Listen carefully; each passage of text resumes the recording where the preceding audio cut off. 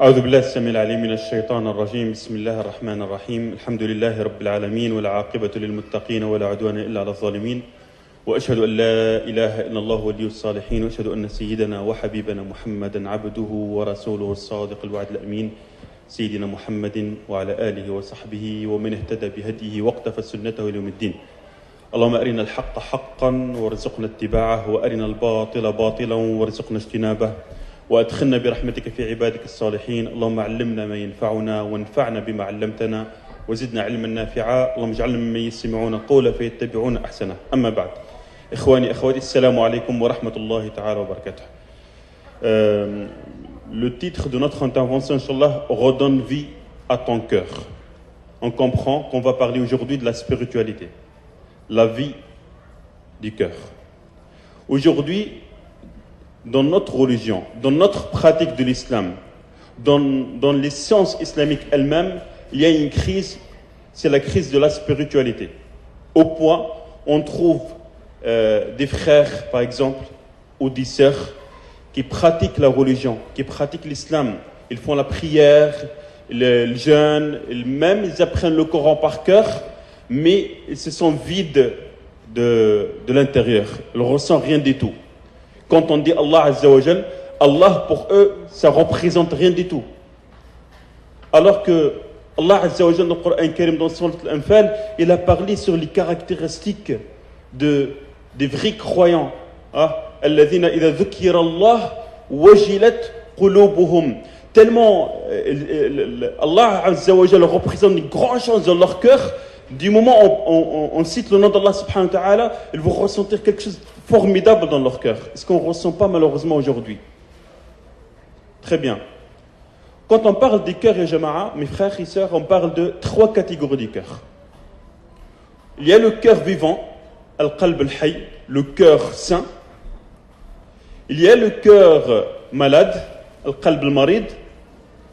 La 3e catégorie, c'est le cœur mort, ou la dure, autrement. طيب, 3 catégories. Ibn Mas'ud, radiyallahu anhu, le compagnon du prophète, alayhi salatu wassalam, il a dit, il faut chercher votre cœur dans 3 situations. Si tu ressens rien dans ton cœur, sache que tu n'as pas de cœur, demande à Allah Azza wa Jal pour qu'elle te donne un cœur vivant, autrement. Il a dit, cherche ton cœur dans la récitation du Coran. Quand tu lis le Coran al-Karim, qu'est-ce que tu ressens dans ton cœur? Si tu ne ressens rien du tout, ça veut dire qu'il y a un problème. Le premier indice. Deuxième point, cherche ton cœur dans le rappel de la mort. Et quand tu parles de la mort, qu'est-ce que tu ressens au fond de toi? Si tu ne ressens rien, autrement qu'il y a un autre problème. Cherche ton cœur dans la prière. Quand tu te mets entre les mains d'Allah subhanahu wa ta'ala, tu fais la prière, qu'est-ce que tu ressens? Et si tu ne ressens rien du tout, pareil, il y a un grand souci. Autrement, il y a un signal d'alarme. Taïb. Qu'est-ce qu'on doit faire? La première chose qu'on doit faire, mes chers frères, chères sœurs, on doit se remettre en question. On doit se remettre en cause. On doit faire régulièrement l'auto-évaluation. Quelle est ma situation avec Allah subhanahu wa ta'ala? Est-ce que je me sens vraiment proche de lui et donc je sens la douceur de la foi dans mon cœur, ou je sens que mon cœur il est vraiment dur, je ne ressens rien du tout? Il faut être sincère avec toi-même, parce que personne ne rentre dans ton cœur. Ya jama'a, mes frères et sœurs, wallah, le plus important de tout, ressentir l'amour d'Allah subhanahu wa ta'ala dans ton cœur. Et s'il n'y a pas l'amour d'Allah subhanahu wa ta'ala dans ton cœur, ça veut dire qu'il y a un grand problème. On voit dans notre société aujourd'hui, on voit par exemple des frères qui font des interventions, des imams, mais on trouve qu'il y a un problème dans leur comportement. On trouve des sœurs, masha'Allah, avec le hijab, mais on trouve un grand problème. Elles se comportent, elle a l'orgueil, elle ne respecte pas ses prières peut-être, elle est mauvaise dans son comportement. Hein? On voit des enseignants peut-être du Coran, on ne généralise pas, mais il y a des cas, il y a des choses qui choquent un petit peu, qui c'est un prof de Coran, mais le comportement il est loin. Parce qu'il n'y a rien au fond de lui, dans son cœur. La plupart, qu'Allah nous pardonne, Ya Rabbi, il y a beaucoup de frères et sœurs qui font la prière parce que c'est une obligation à faire. C'est pas parce que c'est un moment de plaisir pour être avec Allah subhanahu wa ta'ala. Rappelez-vous le prophète, qu'est-ce qu'il disait chaque fois à Bilal? Il disait, oh Bilal, fais l'appel immédiat à la prière pour qu'on se repose un petit peu. C'est un moment de repos. C'est un moment de sérénité, de bonheur, la prière, ya jama'a. Mais c'est une lourde obligation pour beaucoup de monde. Pourquoi c'est une lourde obligation? C'est pas moi qui ai dit que c'est une lourde obligation. Allah Azza wa Jal, il a dit wa innaha lakabiratun, en parlant de la prière, illa ala al-khashi'in. Certes, la prière est une lourde, écoutez bien, est une lourde obligation, sauf pour les humbles, pour ceux qui ont le khushu' dans leur cœur. Très bien. C'est qui ces gens-là? الذين يظنون أنهم ملاقو ربهم وأنهم إليه راجعون. Ceux et celles, bien sûr, ceux qui ont la certitude qu'ils vont rencontrer leur Seigneur et qu'ils vont retourner vers lui. Et autrement, quand on va te dire, écoute, il te reste encore 5 minutes. Donc 5 minutes, le temps de faire des unités de prière. Je ne sais pas comment ça va être ta prière. Quand tu es sûr qu'il te reste dans 2 minutes dans cette vie. Et c'est pour ça, Jama'a, toujours, il faut qu'on se pose toujours la question. Taïb. Al-Qalb al-Mayyit, le cœur dur, c'est la maison de Shaitan autrement. Un espace d'obscurité, de ténèbres, al-'iyadhu billah. D'ailleurs, Shaitan n'a rien à faire avec ce cœur-là parce qu'il fait partie le groupe de Shayatin. Allah Azza wa Jalla, dans le Coran al-Karim, il a parlé de 2 catégories de shayatin. Il a parlé de shayatin le djinn, au 2e degré, les shayatin invisibles qu'on ne voit pas, mais aussi il a parlé de shayatin al-ins, qui sont plus durs, plus dangereux que shayatin al-djinn. Taïb. Le cœur dur, il ne ressort rien du tout. Il ne cherche même pas la satisfaction d'Allah subhanahu wa ta'ala. Il ne cherche même pas qu'est-ce qu'il dit Allah Azza wa Jal. Son seul objectif, répondre à ses désirs, au point où il est capable à massacrer des milliers de gens avec un sang-froid.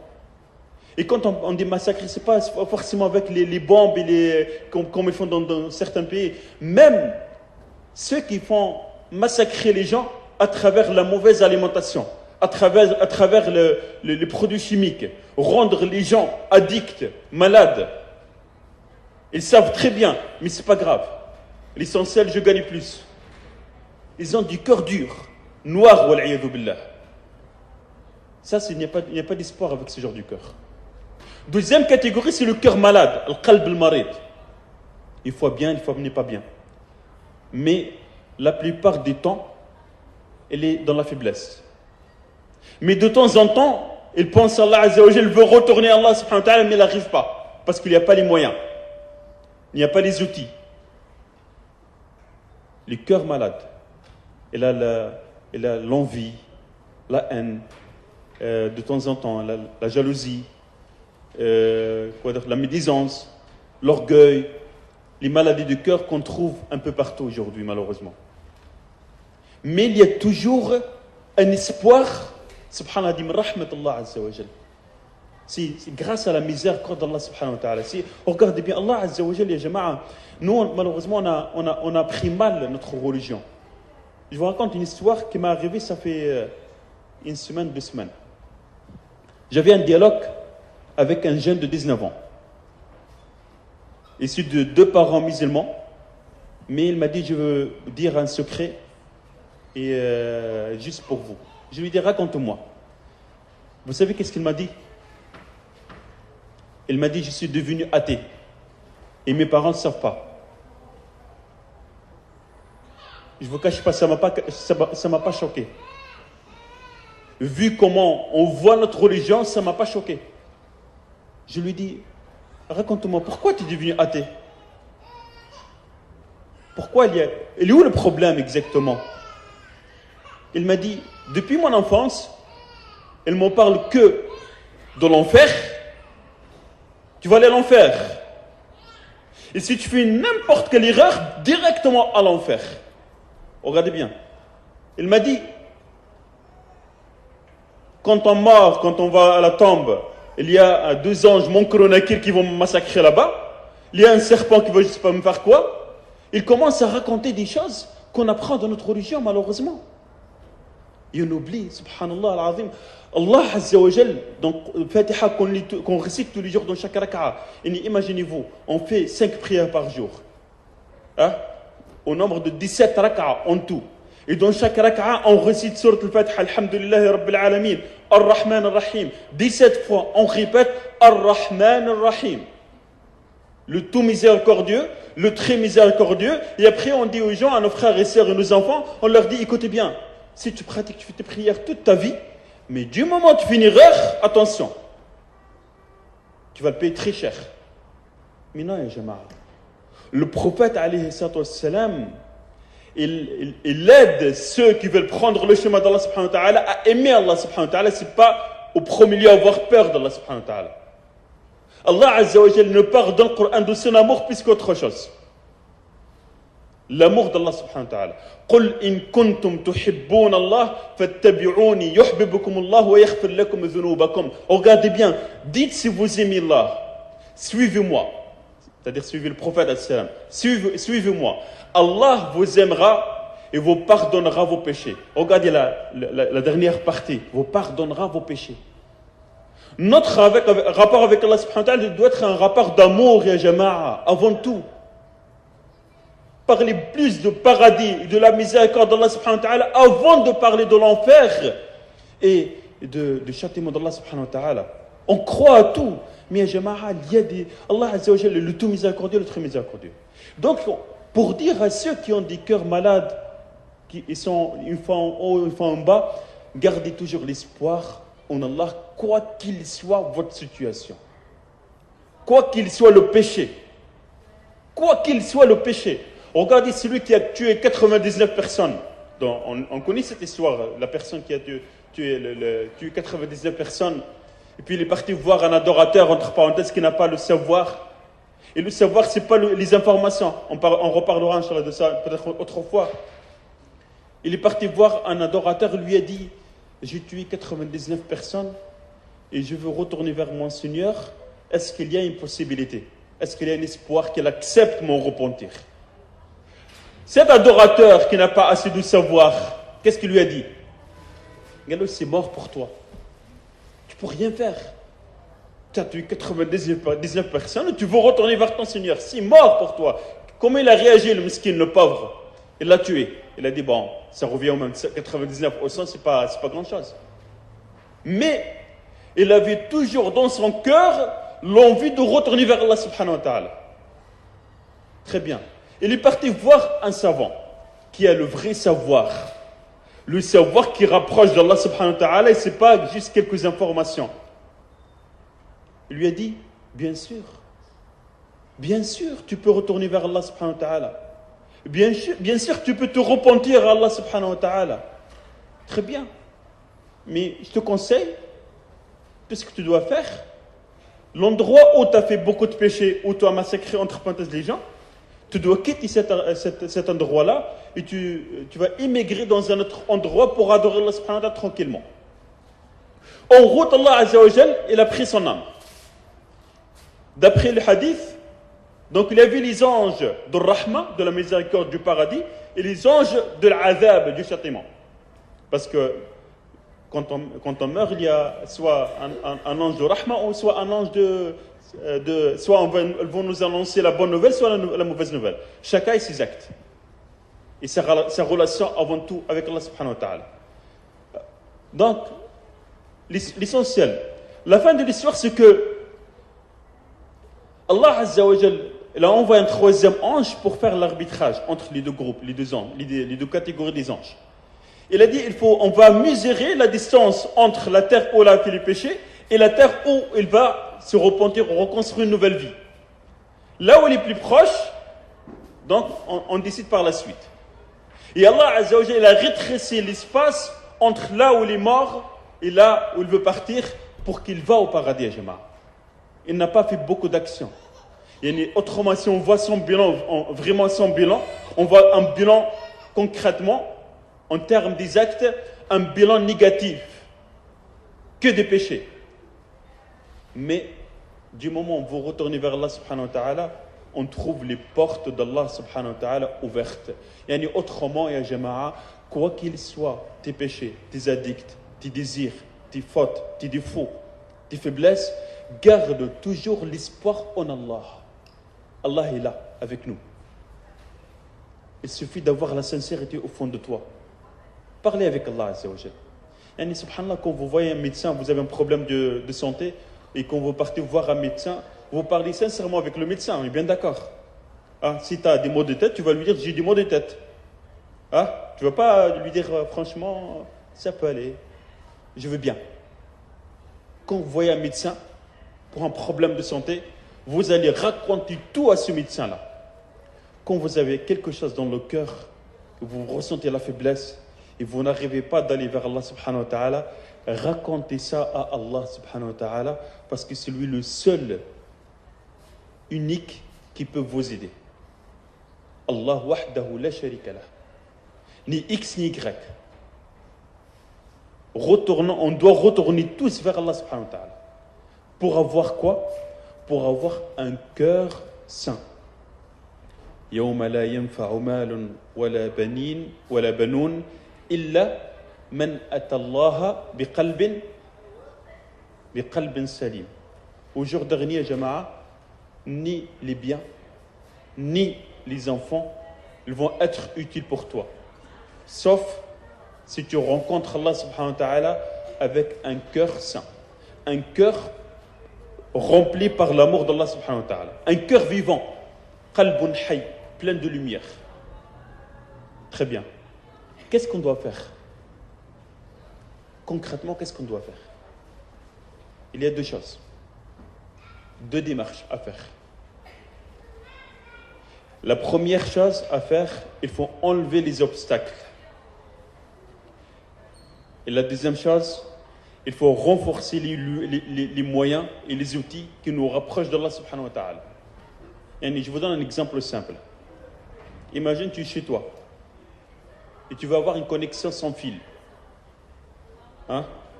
Une connexion sans fil. Tu as la box de chez toi. Chaque fois que tu te rapproches de la box, tu vas trouver une connexion haute débit, plus forte. On est bien d'accord. Mais quand il y a plusieurs murs entre là où tu es et là où il y a la box de l'internet, tu vas voir une connexion encore faible. Et si tu descends dans le sous-sol, c'est encore pire. Donc il faut éliminer ces murs-là. Bon, je ne vais pas vous dire aller détruire les murs de chez vous, mais pour vous dire, Jama'a, il faut éliminer ces obstacles, ces murs entre vous et Allah subhanahu wa ta'ala. La première chose que vous devez faire, qu'on doit faire tous, parce que j'ai fait partie de vous, la première chose qu'on doit faire, diminuer les désirs et les passions.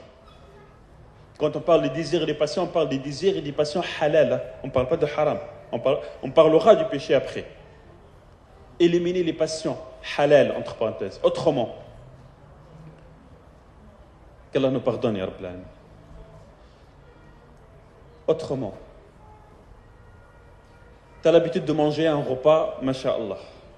Tu commences par une salade, un plat de résistance, un dessert, le jus, le café, le thé, masha'Allah. Tu manges bien. C'est pas que tu manges bien. Tu manges beaucoup. Parce que manger beaucoup et manger bien, c'est pas pareil. Tu manges trop. Diminue. Tu dors trop. Il y a des gens qui dorment, masha'Allah, ils prennent leur temps. Il ne faut pas dormir trop. Tu rigoles trop. Non. Il ne faut pas rire trop. Encore moins. Tu parles trop. Il y a beaucoup de frères et sœurs, oh, masha'Allah. Leur forfait illimité, il est vraiment rentable, masha'Allah. Il ne s'arrête pas. C'est la réalité. Mais on oublie que le fait de parler trop, ça rend le cœur dur. Le fait de rire trop, ça rend le cœur dur. Le fait de trop manger, c'est pas bien pour le cœur. Le luxe qu'on a aujourd'hui, il faut diminuer un petit peu. Vous voyez ce que je veux dire? Ça, c'est numéro 1. Numéro 2, les péchés, le ma'asi. Il faut savoir que chaque fois que tu tombes dans un péché, comme il nous a dit le prophète, alayhi salatu wassalam, chaque fois que tu fais un péché, il faut savoir que tu vas avoir un point noir dans ton cœur. Et chaque fois que tu fais une bonne action, tu vas avoir un point blanc dans ton cœur. Et à la fin, soit on va trouver un cœur noir, wal'iyadu billah, soit on va trouver un cœur blanc. Et donc, diminuer les péchés. Et chaque fois on fait une erreur, il ne faut pas tomber dans la culpabilité, non, mais il faut retourner vers Allah subhanahu wa ta'ala. Demander le pardon d'Allah subhanahu wa ta'ala, et après le péché, après avoir demandé le pardon d'Allah subhanahu wa ta'ala, passer directement à l'action. Il ne faut pas penser au péché, rester avec le péché, non. Passer directement à l'action et faire des bonnes actions. Il y avait un dialogue entre Al-Junayd, un homme mystique connu, et avec un jeune homme qu'on ne connaît pas son nom. Vous savez qu'est-ce qu'il a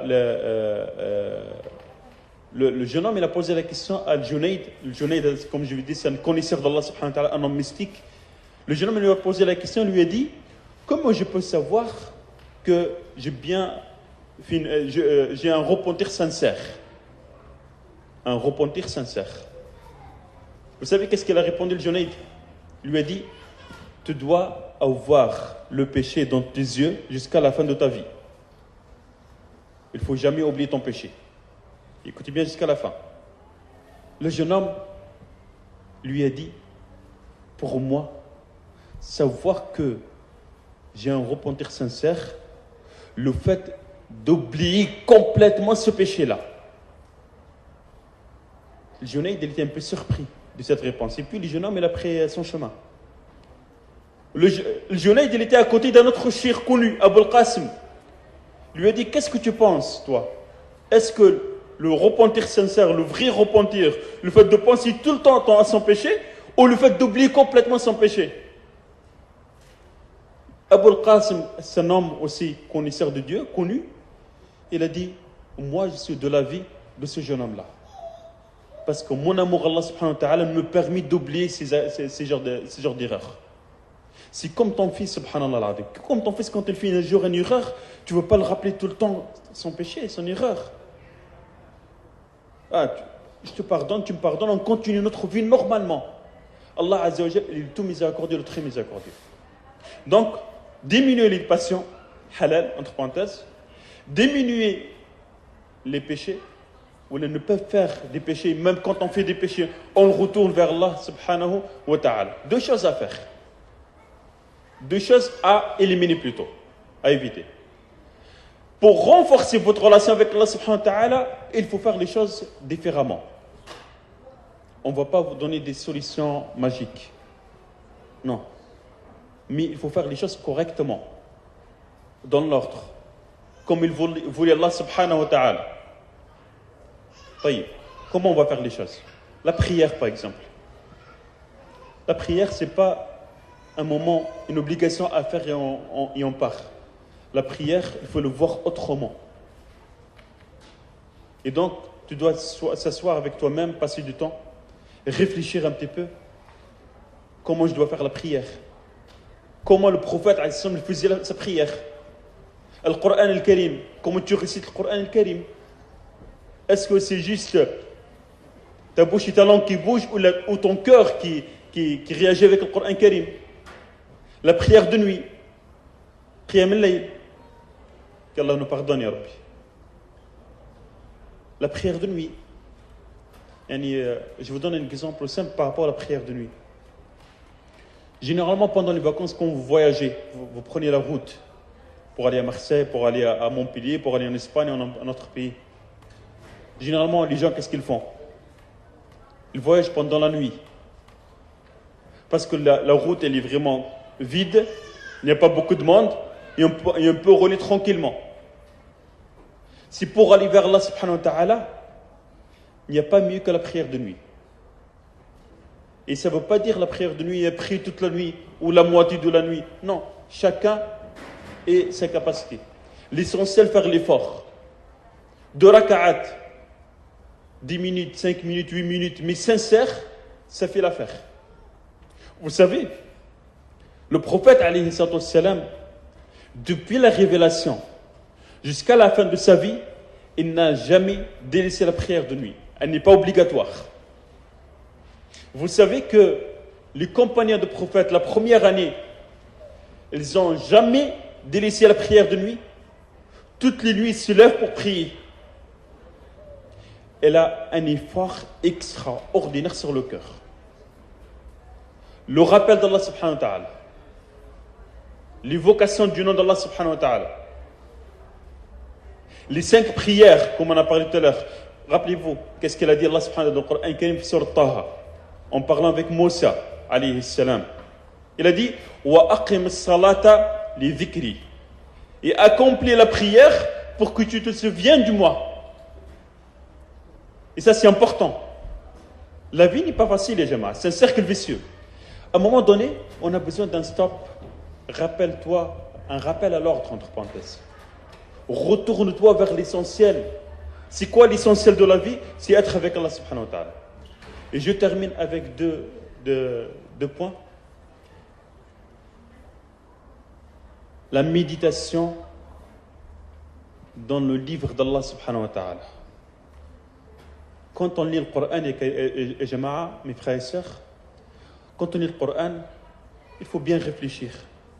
Pourquoi Allah Azza wa Jal, il a choisi tel nom et n'a pas choisi un autre nom dans tel verset? Pourquoi il a utilisé Rafoun, n'a pas utilisé Tawwab? Pourquoi il a utilisé tel attribut, n'a pas utilisé un autre? Vous voyez ce que je veux dire? Pourquoi? Quel est le lien entre le premier verset, le deuxième, le troisième, le quatrième et le dernier verset de chaque sourate? Quel est le lien entre chaque 2 sourates qui se suit? La méditation. Essayer de comprendre, essayer de faire parler ton cœur. Les gens courent derrière les livres de tafsir. Je ne dis pas non, il ne faut pas faire ça. Je ne dis pas non. Mais parmi les choses à faire, il n'y a pas que les livres de tafsir. Cherche le tafsir de ton cœur. Qu'est-ce qu'il raconte, ton cœur? Parce que chaque cœur, il voit le Coran différemment. Subhanallah. La méditation dans le livre d'Allah subhanahu wa ta'ala. La méditation dans la création d'Allah subhanahu wa ta'ala. Vous savez que le prophète, il faisait régulièrement comment dirais-je, le khalwa, le fait d'être seul, l'isolation, être isolé, loin du monde. Ça, c'est important. Être H24 avec tout le monde. Et aujourd'hui, le pire, c'est quoi? Même tu es tout seul dans ta chambre ou n'importe où, tu n'es pas tout seul en vérité. Tu as la connexion, WhatsApp, Facebook, Internet, YouTube. Tu n'es jamais tout seul. Non, quand tu dis tout seul, ça veut dire tout seul. Sans aucune connexion. Ni avec des personnes physiques, ni avec le virtuel. Tadabbur, le fait de réfléchir. C'est dur au début, mais avec le temps, vous allez voir les fruits. Passez du temps avec vous-même. Réfléchissez bien. Observez bien votre relation avec Allah subhanahu wa ta'ala et qu'Allah nous pardonne tous, Inch'Allah, et qu'Allah nous guide, ya Rabbil Alamin, vers le droit chemin et vers son amour, ya Rabbil Alamin.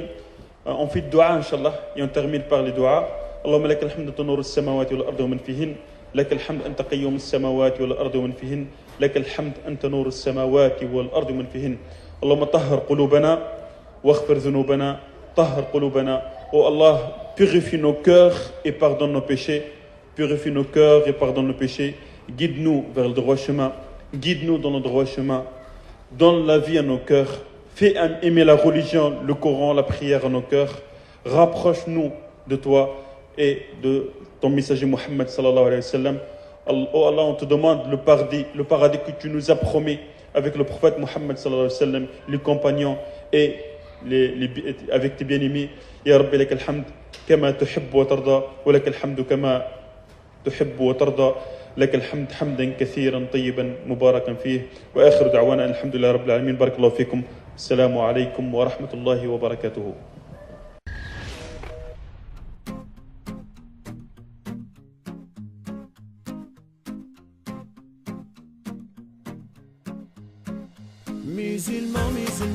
musulmans, musulmanes, et il y a des millions d'hommes et de femmes, et il y a on ne demande qu'à vivre ensemble en paix, tous ensemble en paix.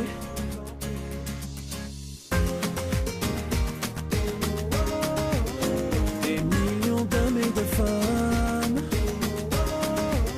embellis par les valeurs de l'islam. Musulmans, musulmanes, j'ai des millions de frères et de sœurs, des hommes, des femmes de toutes les couches sociales, des pères de famille, époux au grand cœur, des sœurs qui s'émancipent avec et sans voile, des sourires, des visages et des cœurs rayonnants, des bonnes âmes de tout âge, originaires des 5 continents. Musulmans, musulmans, des Français qui travaillent, votent et paient des impôts, et qui comme tout le monde veulent juste sortir la tête de l'eau. Musulmans, musulmanes, musulmans, musulmanes, et il y a des millions d'hommes et de femmes, et il y a on ne demande qu'à vivre ensemble en paix, tous ensemble.